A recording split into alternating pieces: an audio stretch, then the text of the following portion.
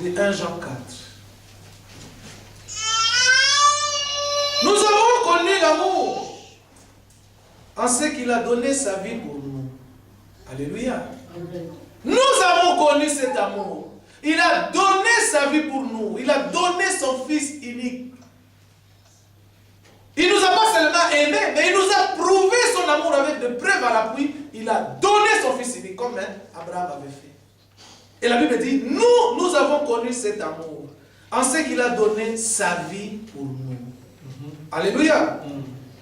Nous aussi, nous devons donner notre vie pour les frères.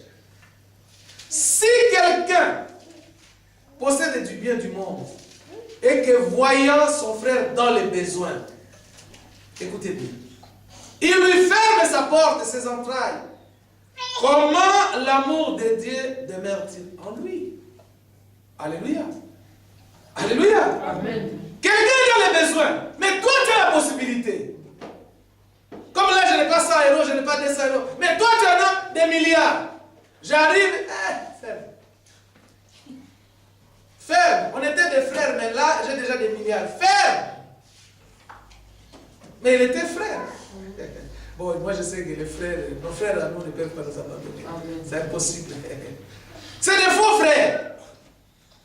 La Bible dit, la Bible est complète. Hein? Il dit, mais si, comment, il dit, quelqu'un qui a les besoins, il lui ferme ses entrailles, comment l'amour de Dieu demeure-t-il en lui?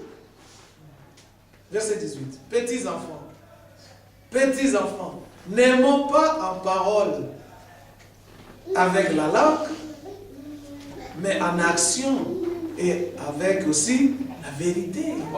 Alléluia. Amen. Alléluia. Amen. Dieu ne nous a pas seulement aimés en parole. Alléluia. Il nous a prouvé son amour. Voilà pourquoi lui aussi nous demande. N'aimez pas seulement. Ah, mais tu sais que je t'aime.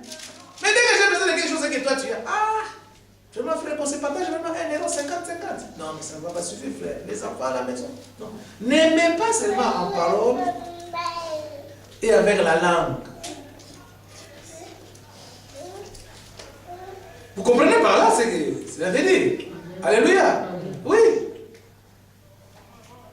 Donc, le Seigneur nous montre que lui, il n'a pas aimé seulement avec la langue comme ça. Non. Il l'aime et il prouve aussi son amour. Même les musiciens chantent. Un musicien, il avait chanté comme ça. Il dit, le verbe aimer n'existe pas, mais il y a que des preuves d'amour. Même les musiciens du monde viennent chanter. Preuve de ton amour. Dieu nous a donné la preuve de son amour. Il a donné son fils qu'il avait, le seul fils unique. Regardez bien. Il dit, petits enfants, n'aimons pas en parole et avec la langue, mais avec action et avec vérité. Les deux choses ensemble. Tu poses l'acte. Et lorsque tu poses l'acte, tu ne regrettes pas l'acte posé parce que c'est en vérité que tu le fais. En toute sincérité. Par là, nous connaîtrons, voilà, par là, nous connaîtrons que nous sommes de la vérité. Alléluia. Lorsque tu poses l'action et avec la vérité, là maintenant toi-même tu dois connaître, je suis vraiment dans la vérité. Parce que tu as fait quelque, tu n'as pas seulement parlé, mais tu es passé aussi en action. Mais si quelqu'un n'a pas, même Dieu sait qu'il n'a pas. Mais toi-même tu sais que les poches sont pleines. J'ai la possibilité de payer la salle pendant 1 mois. Vous achetez même la voiture pour aller tout à côté. Toi-même tu sais que j'ai la possibilité. Oh mes frères, tu sais les temps sont durs, frère, tu sais il y a la récession. Toi-même dans ton cœur tu dois. Tu sais l'homme, quand les comptes sont rouges, il sait que c'est rouge. Mais quand c'est devenu vert, il doit, même avant de partir, il sait qu'aujourd'hui c'est déjà vert. Tu dois savoir, ça se passe en toi-même. Regardez bien. Le Seigneur continue. Par là, nous connaîtrons que nous sommes de la vérité. Et lorsque tu sais que tu es de la vérité, nous rassurerons nos cœurs. Oh. Alléluia. Nos cœurs sont rassurés. Alléluia. Devant qui? Devant Dieu. Il y a tout un processus. Hein? Alléluia. Donc tu agis en acte et en vérité. Et là, toi-même tu sais que tu es de la vérité. Et comme tu sais que tu es de la vérité, tu rassures ton cœur devant Dieu. On va la suivre. Ça arrive. Quand ta maman rentre, elle va suivre. La question c'est de suivre. C'est très important. Vous savez, le diable, il fait comme ça. Lorsque la parole sort, tu te regardes l'enfant, c'est juste pour te distraire. C'est les malins qui font ça. Il faut savoir comment les malins usent des ruses. Il faut savoir les déceler. C'est un grand malin, regarde, on appelle ça un malin. C'est un rusé. Et tu sortiras ici, tu leur dis, mais qu'est-ce qu'on a prêché aujourd'hui? Ah, les frères ont prêché. Mais quoi? Rien. C'est rien, on t'a mis rester à la maison. C'est anormal, tu viens, tu sors, tu n'as rien entendu. Tu es comme Janisha, lui le bébé, c'est tout à fait normal. Mais toi, adulte, même Janisha, un jour, il va te surprendre. Il va te dire, ah, j'ai entendu, on a dit la vérité. Écoutez, nous rassurons nos cœurs. Donc, l'assurance de ton cœur, ça sera devant pas l'homme, devant Dieu, devant lui. Alléluia. Verset 20. Car, regardez bien, car si notre cœur nous condamne, alléluia. Si ton cœur te condamne, maintenant Dieu arrive. Il dit, mais moi je suis plus grand que ton cœur. Alléluia. Je vois déjà ton cœur, mais ton cœur déjà commence à te condamner. Que tu veux faire, mais tu ne veux pas faire pourquoi? Ton cœur déjà, parce que le cœur parle aussi. Ton cœur te condamne, mais Dieu est plus grand que ton cœur, notre cœur. Pourquoi? Parce qu'il connaît toutes choses. Amen. Alléluia. Dieu connaît toutes choses. Verset 21. Bien-aimé, regardez bien. Bien-aimé, si notre cœur ne nous condamne pas, la suite c'est quoi? Lorsque ton cœur ne te condamne pas, la suite est que tu as de l'assurance devant Dieu. Donc le cœur parle. Et celui qui connaît le cœur de tout un chacun, c'est Dieu. Voilà pourquoi il dit, si ton cœur toi-même te condamne, il dit, mais ce que tu fais là n'est pas bien. Tu as la possibilité d'aider, mais tu fermes les entrailles. Ton cœur lui dit, ce que tu fais là, c'est pas bien. Ah, je m'en fous. Le cœur lui-même n'est pas. Dieu maintenant il vient dire, mais le cœur à toi-même te parle. Mais moi, je suis plus grand que le cœur. Je connais toutes choses. Et je ne connais pas. Je vois aussi le cœur. Je sonde aussi le cœur. Et j'ai trouvé en sondant le cœur de l'homme, j'ai trouvé qu'elle était tortuée par-dessus toute autre chose. Mais David, quand il regarde, il dit, ce cœur-là tortué, toi tu veux que la vérité soit au fond de mon cœur. Mais comment je vais faire? Toi-même, mets la vérité dans mon cœur. Voilà pourquoi le Seigneur dit, j'ôterai ce cœur de pierre et à la place, il mettra un cœur de chair. Donc c'est toujours le travail de Dieu lui-même. David s'est examiné, il dit, mais toi tu veux que la vérité entre dedans. Mais ce cœur ici ne supporte pas la vérité. Il a dit, bon ok, je vais ôter ce cœur-là, je mettrai quelque chose à la place. Je ne laisserai pas un vie. Voilà pourquoi Dieu donne maintenant dans Jean, dans le livre de 1 Jean, il dit, mais si ton cœur te condamne, mais Dieu est plus grand que ton cœur. Et personne ne dira que son cœur n'a jamais condamné. Personne ne peut dire ici que son cœur à lui-même n'a jamais repris. Voilà pourquoi Dieu maintenant il vient, il dit, mais moi je suis plus grand que ton cœur. Alors Dieu va plus loin. Il dit, si tu vois que dans cette situation-là, ton cœur ne te condamne pas, dis-toi, tu as l'assurance. Alléluia. Voilà pourquoi il dit, bien aimé, si notre cœur à tous ne nous condamne pas devant une situation quelconque, c'est-à-dire, nous avons l'assurance devant Dieu. C'est-à-dire que Dieu dit, non, ce type-là, il n'y a pas de souci. Il est assuré. Pas de souci. Parce que le cœur, donc Dieu met d'abord ton cœur en toi, c'est pour que ton cœur puisse te dire des choses. Dieu est merveilleux. Nous avons l'assurance devant lui. Quoique ce que nous demandions, nous le recevons devant lui, parce que nous gardons les commandements et nous faisons ce qui est agréable, ce qui lui est agréable. Amen. Et plus loin encore, je pense au livre de 1 Jean toujours. Voilà, 1 Jean 5, parlant toujours de l'assurance. Comment tu peux avoir l'assurance devant Dieu? C'est ça la Bible nous montre. Seulement si ton cœur ne te condamne pas. Alléluia. Amen. Alléluia. Amen. Tout et chacun doit savoir que son cœur résonne toujours. Et ça, Personne ne dira le contraire. Pourquoi Dieu il vient et dit, mais moi je suis plus que ton cœur. Moi je connais ce que ton cœur pense. Et je me sonde aussi. Si ton cœur ne te dit rien, ne te condamne pas, en tout cas tu as de l'assurance devant moi. Maintenant, 1 Jean 5, regardez bien. Au verset 13.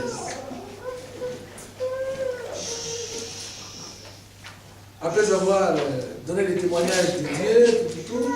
Maintenant j'en dis, je vous écris ces choses, verset 13. Je vous écris toutes ces choses, hein, tout ce qu'il a écrit là, les témoignages de Jésus, tout ça, tout ça. Vous avez la vie en lui. Sans Jésus, vous n'avez pas la vie. Voilà pourquoi il dit au verset 13, je vous écris ces choses afin que vous sachiez, vous devez savoir que vous avez la vie éternelle, vous qui croyez au nom du Fils de Dieu. Amen. Autrement, ce n'est pas possible. Et verset 14. Nous savons, maintenant c'est là qui ont la vie éternelle. Nous avons auprès de lui cette assurance. C'est-à-dire que nos cœurs ne condamnent pas. Alléluia. Amen. Oui. Nous avons auprès de lui cette assurance. Comme nous avons la vie éternelle, nos cœurs ne nous condamnent pas. Et que si nous demandons quelque chose, alléluia, pas n'importe comment, mais selon son dessein, selon sa volonté, la Bible dit quoi? Il nous écoute. Donc si tu veux que Dieu puisse t'écouter, demande selon les Écritures. Oui. Ne demande pas avoir beaucoup d'argent pour prouver les autres. Non! Ça c'est Jacques 3. Tu demandes pour satisfaire tes convoitises. Tu veux changer de voiture avec des motifs impurs. Tu es en dehors. Il dit, vous qui avez la vie éternelle, on vous donne des garanties. Vous avez auprès de lui cette assurance. Parce que déjà vous avez la vie éternelle. L'assurance est là. Le cœur ne vous condamne pas. Et que si vous demandez quelque chose, selon comme lui il veut. Voilà pourquoi nous disons toujours, à demain, Dieu voulant. Si Dieu permet, je ferai un voyage à qui? Si Dieu permet. Et non, demain je prends l'avion, je pars. Non, qui sait que tu sais que tu arriveras? Je vois les jeunes frères en Espagne avant de partir. Toujours soucieux, il dit, comme je suis déjà dans la vie éternelle, je veux que Dieu puisse me conduire. Il m'appelle, il dit, frère, je vais prendre mon avion à 6h15. Comme ça, vous priez pour moi parce que je suis déjà à Paris. Vendredi, on a prié. Donc, il voulait que Dieu puisse être dans sa marche. C'est capital, ça. Voir un jeune, moins de 30 ans, moi je dis, mais c'est merveilleux. Et moi, à son âge, vraiment, vous les jeunes, vous êtes bien. Des jeunes là qui écoutez la parole, vous êtes très bien. Ça, je vous dis la vérité.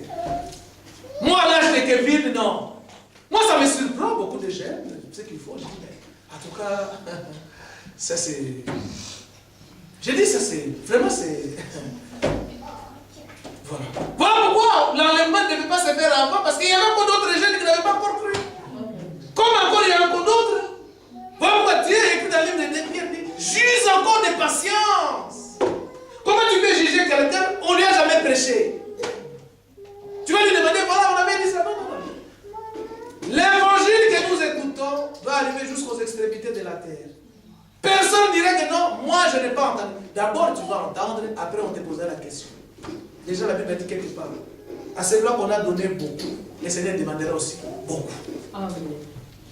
Voilà pourquoi d'autres commencent à fuir. Ah frère, moi je ne veux plus la prédication parce qu'il ne veut plus encore avoir beaucoup. Mais l'épée que tu as, on va te demander.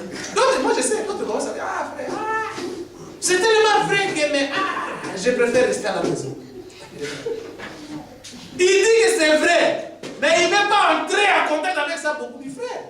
Mais il y avait un ami ici à tout, il dit frère, tout ce que vous prêchez, c'est vrai, mais lorsqu'on suit la Bible, vraiment le monde là, on ne sera pas dedans. Oh. Voilà les gens qui s'investissent à 100% pour rester ici. On n'est pas contre eux, c'est un choix. C'est un choix parce qu'ils ont encore le voile à l'œil, c'est tout.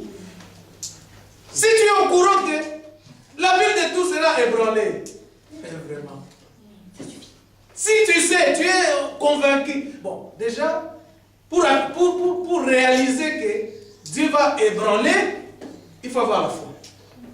Parce que pourquoi j'ai dit la foi? C'est des choses invisibles qu'on vous dit. Comment tu peux croire ça? Il va détruire tout. Non, et ma maison des locataires. Ah, je sais que cet homme-là dit à frère Nodi Angwanzo, il dit frère, cette prédication de tout le temps, tu ne trouves pas que c'est contradictoire? Moi j'ai 5 conteneurs, ça va arriver. Mais dis à Jésus d'attendre un peu. Donc il fait tout pour rester ici. Mais Dieu a déjà résolu, il dit, je détruirai. Même si tu fais des veillées et prières, mais il va détruire. Rien n'est intérieur. Il attend seulement que le dernier puisse entrer, c'est tout. Dès que le dernier c'est un pygmée, je ne sais pas si c'est qui, ou il faut que Djadisha aille d'abord 15 ans. On ne sait pas, Dieu seul sait. Dieu seul sait. Dès que tout sera prêt, il dit bon, ça y est, on arrête là. Regardez-vous seulement au temps de Noé. Qui avait fermé la porte? Ça, ces versets-là m'a toujours beaucoup.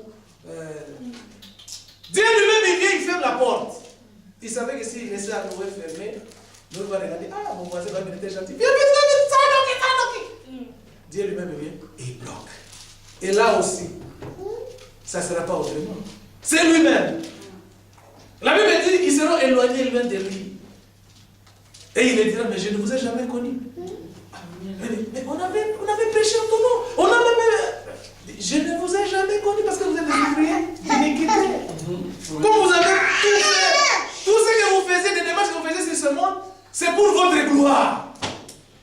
J'ai écouté une prédication, frère, je dis, mais frère, tu te rends compte des gens qui font des projets, qui doivent totaliser 3 avions. Donc, ils commandent chez Dassault, ils ne dorment pas. Je dis, quand j'ai entendu, je dis, mais c'est pas possible. Les pauvres, ils ne sont pas au courant que tu fais des investissements. Mais non, c'est pourquoi le Seigneur dit, mais je souhaite que vous puissiez vous investir dans le Seigneur. C'est tout. Mais dire à quelqu'un qui n'a pas la foi, c'est difficile. Il dit, ah frère, ça c'est la retraite pour mes enfants. On sait, mais Dieu va détruire. Mais nous comprenons, nous sommes des élus, nous comprenons bien. C'est pas que si on a la possibilité de faire des économies, on va le faire. Non. Si on a moyen, on fait des économies. Mais Dieu a mis en nous cette sobriété de savoir que même si des économies là-bas, on a des milliards, mais s'il vient, on ne regrette pas les milliards. C'est ça le seul avantage qu'on a. Voilà pourquoi, dès que les milliards, on ne les laisse pas dans les comptes. On vient ici, on donne au chef de l'hôtel, il dit, prends même pour 2 ans déjà. Voilà. C'est un bon investissement. C'est que frère Fala dit, vous ne regretterez pas tout le temps perdu. Des 2 heures que vous venez à Krefeld pendant 2 jours, 4 heures. Il dit, je vous assure, vous n'allez pas regretter. Oh, oui. Ah oui! Nous sommes des personnes averties. Hein. Voilà pourquoi tu vois un frère, comme le frère dit, le frère a loué l'avion pour qu'on aille écouter la prédication, suivre, donc pour que le frère Franck aille prêcher à Kisangani. L'avion était à l'aéroport, ça nous attendait comme les taxis. Il dit, frère, nous avons des frères qui ont compris que tout est vanité. Il dit, son argent qu'il a eu ici, il doit mettre là-bas au Seigneur. Il dit, frère, j'ai construit, c'est bien, mais ça va être détruit. Mais je vais mettre l'argent là-bas. Frère est venu arriver à Kinshasa. Le frère Franck voulait payer lui-même. Il dit, non, frère. 10 personnes, 12 personnes, petit porteur. Il dit, frère, l'avion nous attendait à l'aéroport. Il dit, l'autre là, dernièrement, quand le frère a prêché, il dit, frère, la prédication cette fois-ci, ça va être suivi par tout Kinshasa, tout le Congo. Le frère a dit RTNC, la voix d'Isaïe. Arrivé là-bas, il a payé pour 2 jours. La réunion qui est passée en direct à Kitambo, suivi tous les Congos, avec rediffusion, la réunion de Lubumbashi et de Kolwezi, en direct. Le frère a débloqué un montant terrible. Il arrive aux États-Unis. C'est laquelle on s'est parti de 14h jusqu'à 19h. Toutes les émissions de RTNC là, enlevées. Ils ont tout enlevé. Tout! Lorsque j'ai vu ça, il dit, ça, c'est Matthieu 14, Matthieu 24, verset 14. Il faut que la prédication puisse être entendue, écoutée, suivie partout. Un homme qui vient comme ça, il dit, moi je paye, frère. Je paye. Un bon investissement. Il dit, c'est un frère, quand tu regardes le frère, mais tu ne te rends pas compte. Il est avec nous là. Et il faut qu'on te dise que c'est lui. Lui-même, il ne dit même pas. Il a déjà payé. Il dit, frère, en ce qui concerne la rétransmission, c'est déjà fait. Restez calme. sais pas, il a payé combien. On ne connaît même pas le frère. Il dit, il faut qu'on vous dise que c'est lui. Il ne veut même pas que quelqu'un sache que c'est lui qui a payé. Il dit, frère, moi j'ai fait mon travail, j'ai investi. Un point très. Je sais que toutefois, tout ce que j'ai dans les comptes là, ça va rester. Je ne partirai pas avec toi. Alors, maintenant, moi je vais investir. Mais il faut comprendre. Amen. Il faut comprendre comment Dieu parle. C'est tout. Si tu ne comprends pas, voilà. Ça, c'est le témoignage que fait le petit frère. Il a payé. Il a payé. Regardez ici. Nous avons auprès de lui cette assurance que si nous demandons quelque chose, c'est-à-dire qu'il faut demander quelque chose selon sa volonté. Parce qu'il a un projet, il a un plan déjà conçu. Lorsque toi tu demandes, il regarde dans les plans. Il dit, mais la chose est là. Je lui donne. C'est ça. C'est ça. C'est pourquoi il dit, selon sa volonté. Vous devez bien savoir, si tu demandes selon sa volonté, il t'écoute. Lorsque tu pries, tu dois savoir que cette prière, est-ce que Dieu écoute? C'est ça, tu dois toi-même savoir. Quand tu pries, oui, mais il va faire ça, Seigneur, non. Ne prie pas pour la vengeance de quelqu'un, non. Les années nous ont donné le modèle pour prier. Dites, notre Père qui est aux cieux, que ton nom soit sanctifié, que ton règne vienne, que ta volonté se fasse dans la vie de tout un chacun, comme ici sur la terre, comme au ciel. Pardonnez-nous nos offenses, comme nous aussi nous pardonnons à ceux qui nous ont offensés. Il y a déjà un modèle de prière. Mais modèle de prédication, il n'a pas donné. Mais modèle de prière, on lui a demandé, dis-nous comment nous devons prier. Regardez bien. Apprends-nous à prier, Seigneur. C'est-à-dire que lorsque tu pries, il faut demander sa volonté dans ta prière. Alors là, toi-même tu es sûr que je suis de sa volonté. Comme il nous a dit d'investir dans les choses de Dieu. Ok. Moi je demande, Seigneur, donne-moi du travail. Lorsqu'on va me payer, mais je vais investir dans les choses de Dieu. Il t'écoute. Alléluia. Il t'écoute.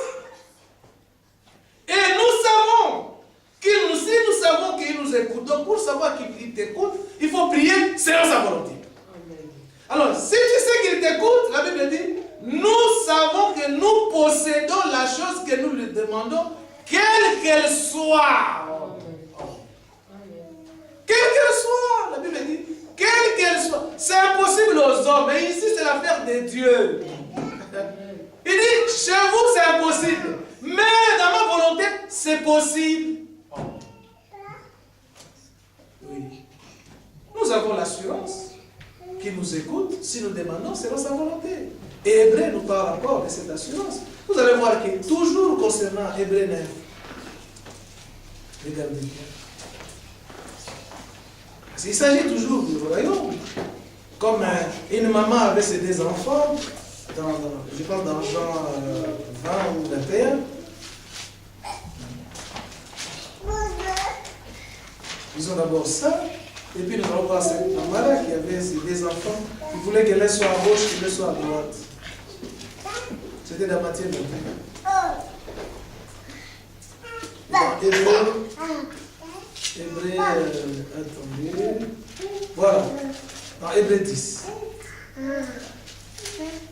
Verset 35. Hébreu 10, verset 35.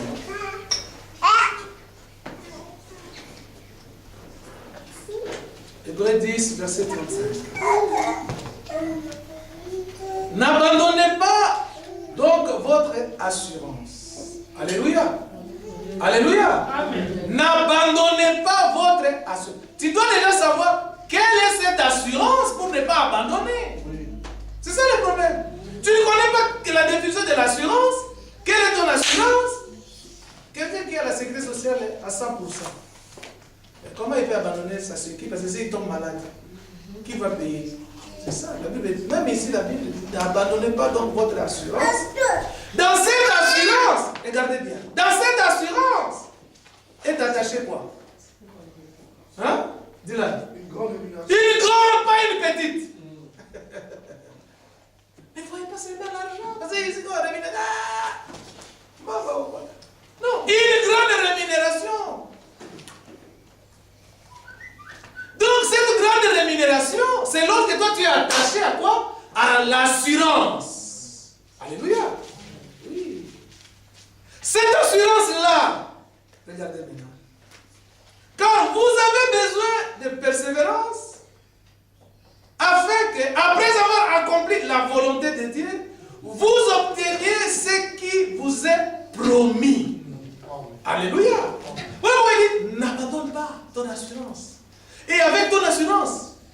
besoin de la persévérance. Alléluia. Comme tu as besoin de la persévérance, c'est par rapport aux choses promises. Alors il te dit, n'abandonne pas, n'abandonne pas. Maintenant, quelle est cette assurance? Hébreux 11, verset 1.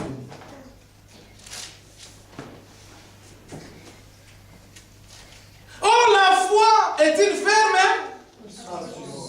Alléluia. Ne n'abandonnez pas la foi. Ne faites pas naufrage. Si tu n'as pas pris cette foi, tu fais naufrage. Comme Hyménée et Philette. Donc, l'assurance est définie comme une ferme assurance. Alléluia. De quoi? Des choses qu'on espère. Alléluia. Donc la foi, c'est une ferme assurance. Alléluia. Qu'est-ce que la foi? La foi est une ferme assurance. N'abandonnez pas ton assurance. Qu'est-ce que l'assurance? C'est la foi. Alléluia. Voilà pourquoi le Seigneur, il nous a donné cette foi. Il dit, n'abandonnez pas cette foi, sinon tu seras éloigné loin de cette parole. N'abandonne pas. Continue. Pourquoi on nous dit n'abandonne pas? On va te dire seulement n'abandonne pas la course. Mais on te prévient déjà qu'il y a des choses devant qui vont te pousser, te contraindre. On dit, ah non, non. Mais c'est quoi on avait dit déjà? Il dit, n'abandonne pas. Pourquoi tu dois abandonner? Paul pouvait dire dans le livre des Romains, mais il n'y a rien qui peut nous séparer de Dieu. Ce n'est pas parce que j'ai beaucoup d'argent, j'aime plus le Seigneur. Ce n'est pas parce que je n'ai plus rien, j'aime. Non. Comment tu n'as pas d'argent? Tu n'aimes pas le Seigneur. Tu as beaucoup d'argent, tu aimes le Seigneur. Mais ça ne sert à rien. Lorsque l'argent va partir, tu vas encore rentrer dans l'autre camp. La sobriété. Il faut rester équilibré. Amen. Tu n'as rien, viens. Tu as quelque chose, viens. Voilà pourquoi Paul, lorsqu'il a compris, il dit, avec cet amour, comme c'est Dieu lui-même qui nous a aimés, d'un amour sincère et éternel, rien ne peut nous séparer de cet amour. Amen. Parce que c'est lui qui a commencé. Si c'est toi qui commences, tu vas te faire. Mais c'est lui qui a commencé la chose. Il dit, je t'aime d'un amour éternel. Amen. Qui dépasse Dieu avec la force ici. Dis bon, Dieu comme tu m'aimes, moi je ne t'aime pas. Dieu quand il te tient, tu ne vas pas partir. Amen. Ah oui, il a besoin de toi. Il dit, tu feras ce travail-là, que tu fouilles comme Jonas. Parce que Jonas lui-même, l'homme est terrible. Il voit les bateaux, il dit, le problème que vous avez ici, vous voulez la solution? Un homme normal, qui veut vivre. Je ne sais pas, un homme normal. Il vient, il dit au capitaine, vous avez des soucis ici, mais c'est moi. Non, on fait quoi? Prenez-moi, jetez-moi dans l'eau. Ah! Quelqu'un qui aime... Comme les gens disent, frère, on ne vit qu'une seule fois. Mais regardez, lui, il vient lui-même et dit, jetez-moi dans l'eau. Le peuple de Jonas, c'était quoi? Jonas, c'était un homme averti. Il savait que j'ai l'affaire avec Dieu. Il dit, bon, vous, jetez-moi. Mais comme j'ai l'affaire avec lui, il m'a dit d'aller jusqu'à Ninive. Il me suivra là. Parce que vous allez voir dans Jonas, dans le livre de Jonas, plus loin, Jonas savait qu'il avait des problèmes avec Dieu.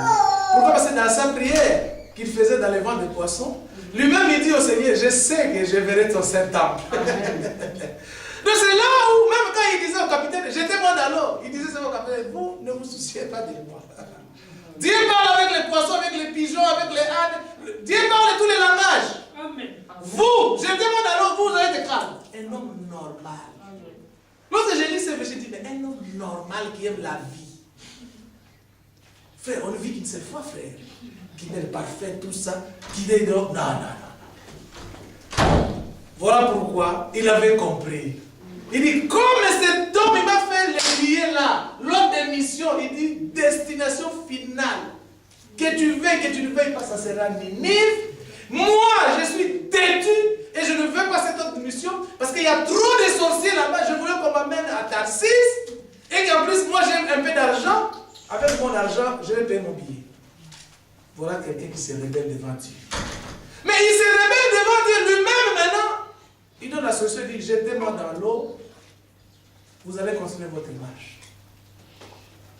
On le jette dans l'eau, Dieu le suit là-bas. il les récupère, il l'amène à la destination. Amen. Là où il avait peur. Dans cette ville-là, frère Branham dit, dans cette ville-là, leur Dieu, comme en Inde, là, leur Dieu, c'est des bœufs, hein? Des vaches. Hein? Ils ne se négligeaient pas à la vache. Ça, c'est en Inde. Mais en Ninive, frère Branham dit, là, c'était les poissons. Les gens étaient tellement... Tu viens de dire, ah, non, pas ton Dieu ici. Nous, c'est les poissons. Quand les poissons passent, donc ça, c'est notre famille. Comme là, les gens qui étaient en Inde, ils disent, là, on ne touche pas à la vache. On peut même... Tu fais faire la prison. Pareil, à Ninive, c'était comme ça.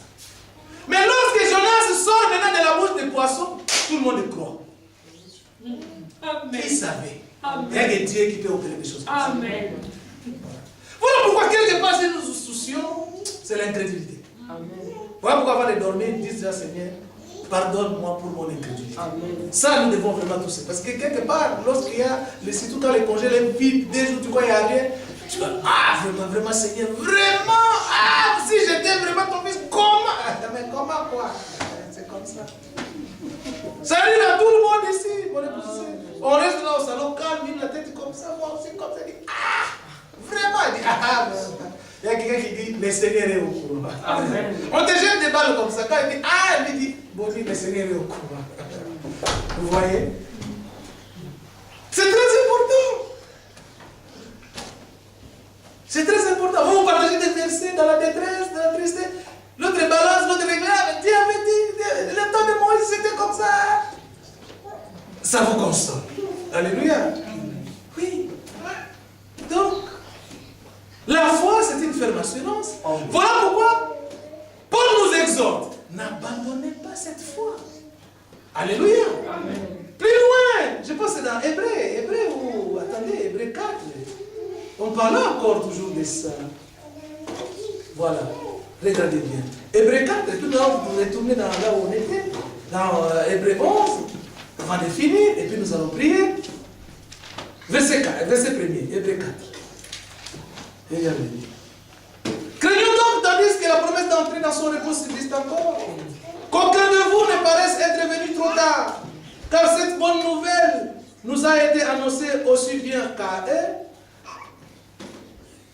Mais la parole qui leur fut annoncée ne leur servit de rien. Pourquoi? Parce qu'elle ne trouva pas de la foi chez ceux qui l'entendirent. Alléluia. Amen. Donc, pour eux, la parole n'a rien servi. Parce que lorsqu'il y a la foi, la parole doit servir.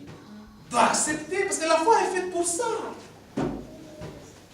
Retournez à Hébreu 11. Vous allez voir comment la foi opère. Voilà pourquoi Paul nous demande, n'abandonnez pas cette assurance.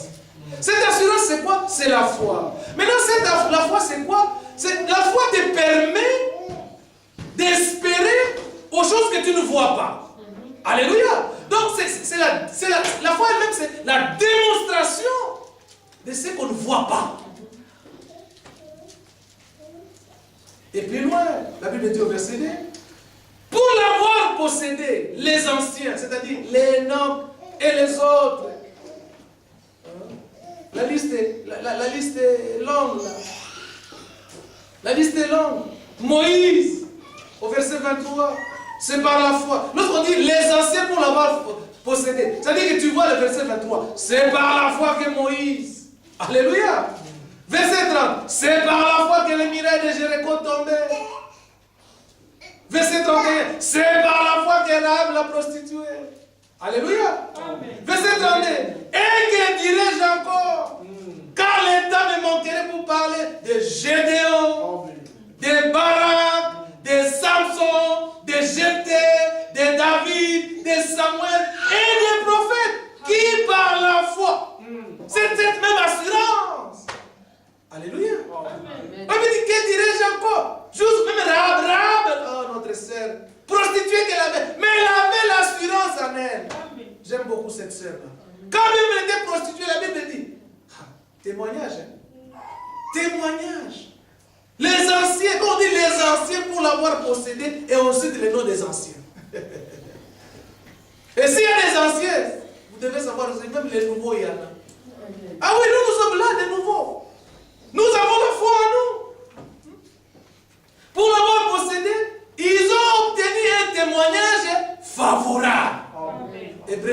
posséder. Les anciens, pour avoir possédé cette assurance, c'est-à-dire cette foi, cette démonstration des choses qu'on espère, Dieu les a rendus témoignages. Voilà pourquoi nous aussi, avant notre départ, Dieu va témoigner parce que nous avons aussi la foi qui nous permet de voir l'invisible. Amen. Amen. 2 Corinthiens 4.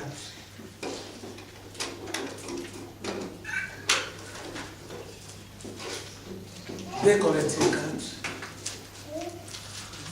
On va lire le verset puis nous allons prier.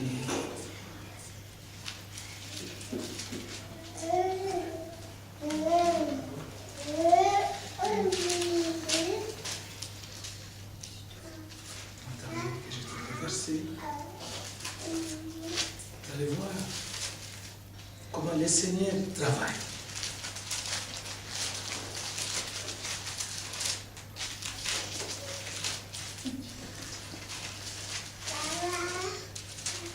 Attendez, je prends juste le verset.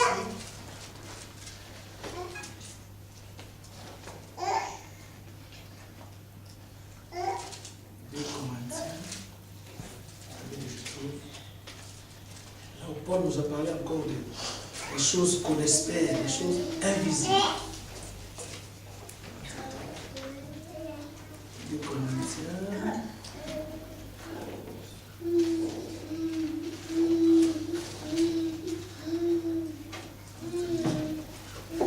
Je trouve ce verset. Très très important ce verset.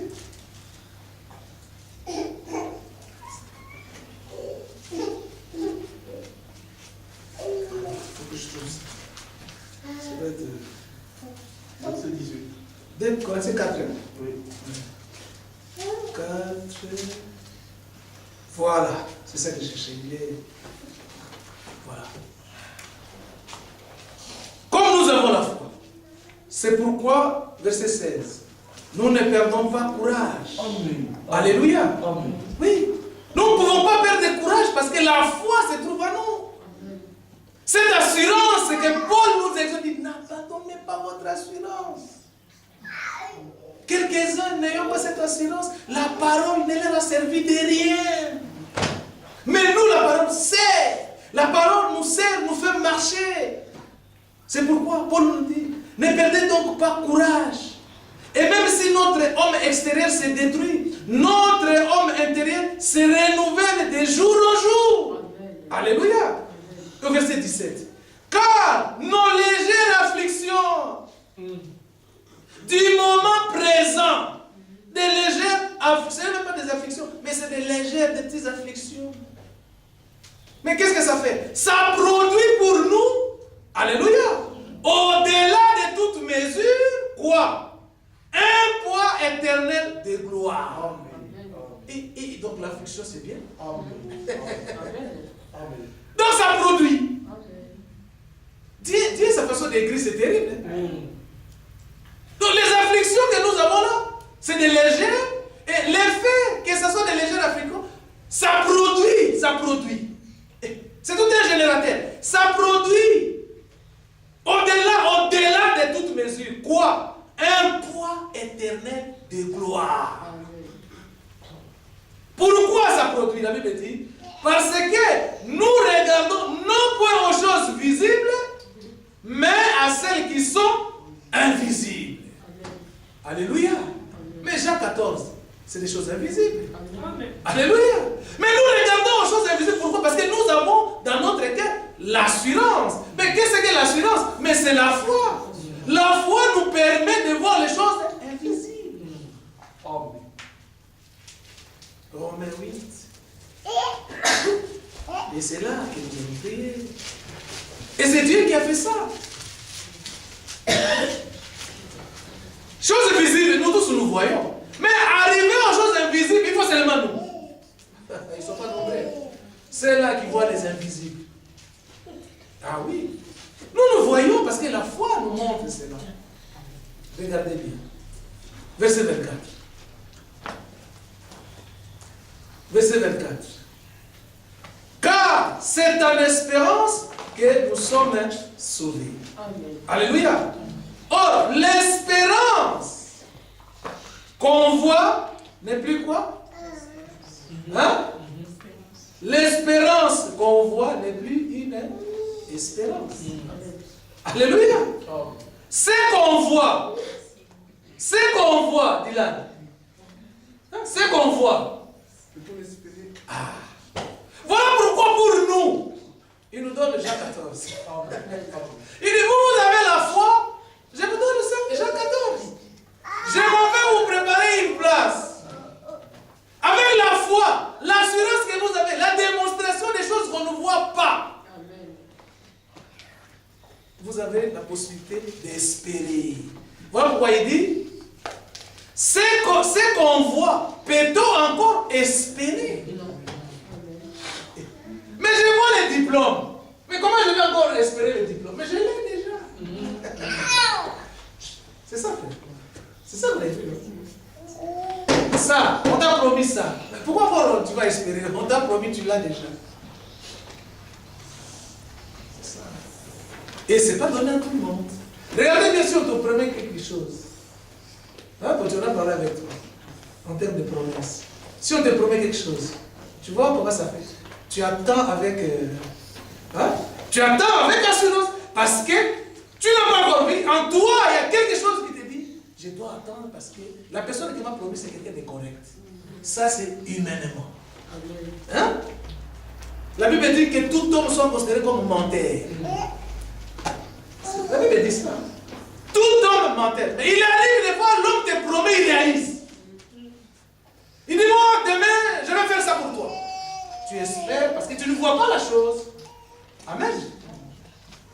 Tu espères, mais tu ne vois pas la chose. Mais comme l'homme est sérieux, tu lui fais confiance. Mais notre Dieu est plus sérieux que tous les gens qui crient. Dieu est sérieux, il est responsable. Il dit, je m'en vais vous préparer une place. Mais si cela n'était pas, mais je vous l'aurais dit. Voilà pourquoi il nous donne la foi, pour qu'on puisse espérer dans ce que nous ne voyons pas encore. C'est ça l'importance de l'assurance que nous démontre Paul. Et Paul nous demande, il dit, n'abandonnez pas cette assurance. Très important. Tu n'as pas cette assurance qui est la foi, tu peux abandonner. Tu peux abandonner parce que tu n'as pas ça. Tu vois quelqu'un, c'est normal, il n'a pas l'assurance. Je ne sais pas si l'église vous l'avez suivi. Donc, tu dois savoir que tu as cette assurance en toi. Cette assurance ne te permettra pas d'abandonner parce que l'assurance voit l'invisible. Mais qu'est-ce que l'assurance? L'assurance, c'est la foi. Qu'est-ce que la foi? La foi te permet de voir des choses que tu espères. Parce que ce qu'on voit, on ne peut plus espérer. Qui voit la nouvelle Jérusalem ici? Personne. Mais nous espérons à la nouvelle Jérusalem au moyen de la foi, au moyen de l'assurance. Et on nous donne l'exemple.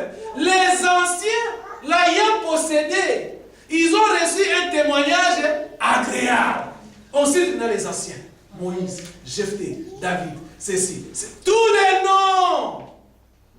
C'est ça l'importance de la foi. Mais la foi vient d'où? C'est Dieu qui l'accorde. Oui. Dieu vient, il te donne la foi. C'est ça Ephésiens 2. Il dit, c'est un don. C'est un don. En plus, il dit, ces dons-là, cela ne vient pas de vous, c'est moi. Mais il vient, il t'appelle, il te sauve, il t'adresse à cette vocation avant les temps éternels. Il te prédestine, selon le plan, à être héritier. Toujours au moyen de la foi, Ephésiens 2. Regardez mes frères, et puis nous allons lever sur la prière. Comme nous avons la foi, nous allons prier avec foi. Que notre Dieu puisse nous être favorable. Parce qu'il nous a donné cette foi agissante.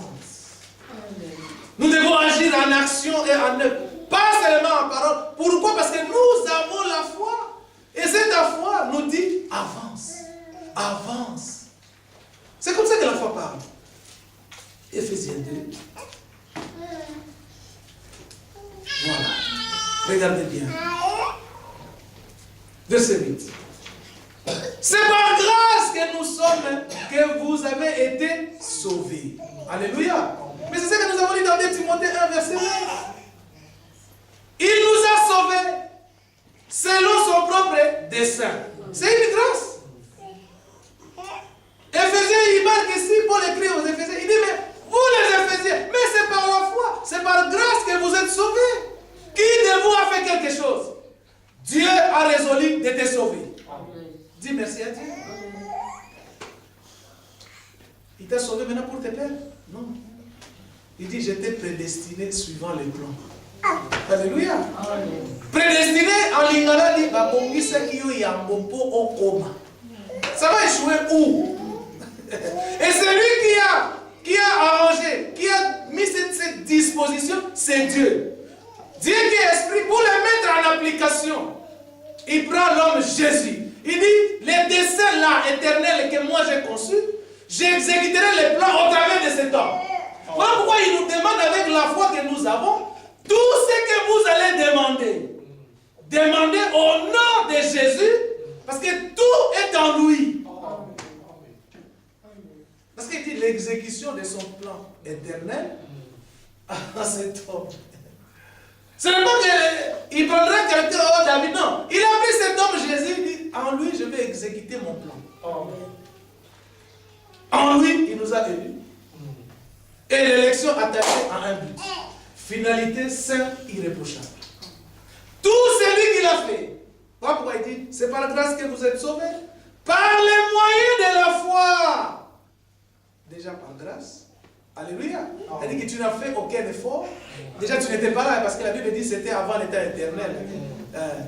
Déjà ça c'est... Nous devons être fixés là. Je suis sauvé par la grâce de Dieu. Ouais. Quel moyen? Il a mis lui-même les moyens. Il dit par les moyens de la foi, point. Et il continue. Et cela ne vient pas de vous. C'est le don de Dieu. Comment tu peux t'enorgueillir parce que c'est Dieu qui a fait? C'est Dieu qui a fait. Le dernier verset, c'est là où je vous parlais de cet homme dans Matthieu 21. Il y a une femme qui voulait, il voulait. Mais dans Matthieu 21, regardez bien. Une femme, de bons sentiments. Hein? Cette maman-là. Matthieu 20, excusez-moi. La mère des fils des Zébédée. Regardez cette maman. Ce qu'il fait. Verset 20. Tu as trouvé de là? Tu peux le lire? Matthieu 20, verset 20. Alors la mère des fils de Zébédée approcha de Jésus avec ses fils. Oui. Se prosternant pour lui faire une demande. Oui. Il lui dit, que veux-tu? Ordonne, lui dit-elle, que mes 2 fils que voici soient assis dans ton royaume, l'un à ta droite et l'un à ta gauche. Jésus répondit, Oui. vous savez ce que vous demandez. Pouvez-vous boire la coupe que je dois boire? Oui. Nous pouvons dire. Il a répondu, il est vrai que vous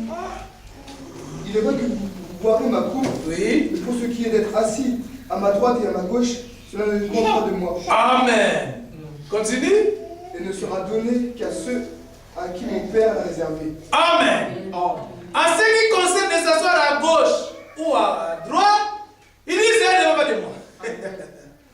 C'est des places réservées. Voilà, on vous dit toujours. Si cette chaise-là, au ciel, c'est pour mon jeune frère Yann, tant que Yann ne sera pas là, on ne partira pas. Il n'y a pas d'à peu près. Oh non, mon frère, en tout cas, oublie le trop. Hein. Ça fait longtemps qu'il n'arrive pas. Bon, on donne ça à une autre personne. Non, non. Tu arrives, frère. C'est des places réservées. Même dans des fêtes, lorsqu'on réserve. Hein? Prenons l'exemple. On dit, bon, le président de la République sera à la fête. Vraiment. La chaise est là. Vous pensez qu'une autre personne va venir s'asseoir là? Tant que le président ne rentre pas dans cette place-là, on ne mettra personne. Mais c'est pareil. Ce sont des places réservées. Donc on ne peut pas se tourmenter. Oh non, mais voilà, il a pris ma place. Non, non, non. Chacun a un rôle à jouer. Si la Bible dit que Jean-Baptiste est une écriture accomplie. Mais nous aussi, nous sommes une écriture. Oui, nous sommes une écriture. Là, on a mis Jephthé, on a mis David, on a mis Moïse.